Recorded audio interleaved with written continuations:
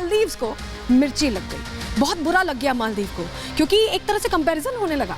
चलिए आपको जल्दी से बता देते हैं कि उसके बाद किस तरह के ट्वीट्स वहां से सामने आने लगे। लक्षद्वीप की सुंदरता देख मालदीव के जो नेता हैं वो भड़क गए। भड़क इस तरह से गए कि उन्होंने ट्वीट करना शुरू कर दिया। मरियम शिओना को आप देख रहे हैं मेरे बिल्कुल करीब में, और ये पीएम मोदी पर अभद्र टिप्पणी करने से भी नहीं चूकी।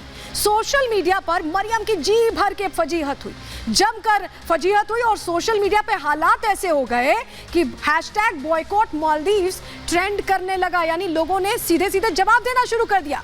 मरियम शिओना ने अपनी पोस्ट उसके बाद डिलीट की, उनको अपनी पोस्ट डिलीट करनी पड़ी, इतनी भारी उनको पोस्ट पड़ गई।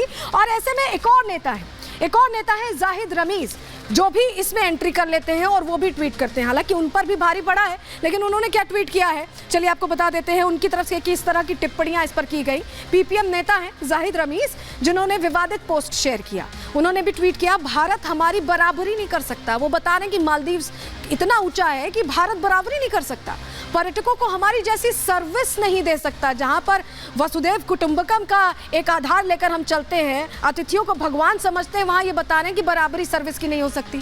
मालदीव जितनी सफाई नहीं रख पाएंगे, स्वच्छता का जो अभियान भारत में चल रहा है, अगर उसको याद कर लें तो शायद ये ट्वीट नहीं करते।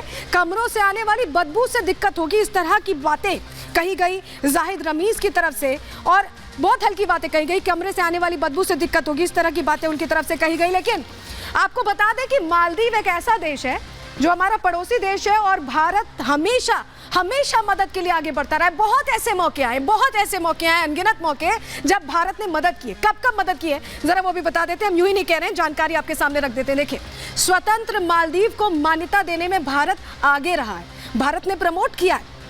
1988 में भारत ने सेना भेजकर जो तख्ता पलट होने की नौबत आ गई थी इस देश में, उसे रोक दिया। कितनी बड़ी मदद है आप सोचिए। सुनामी के दौरान करोड़ों की वित्तीय मदद की गई, उस समय कितना नुकसान पहुंचा था, तब भी भारत ने मदद के हाथ आगे बढ़ाए थे। डिफेंस इंफ्रास्ट्रक्चर खड़ा करने में भारत हमेशा मालदीव के साथ खड़ा रहा, एक अच्छे पार्टनर की तरह, एक अच्छे पड़ोसी की तरह। मालदीव के सैनिकों को भारत में ट्रेनिंग दी जाती है, यानी हर तरीके से मजबूत करने की कोशिश मालदीव को भारत करता रहा है।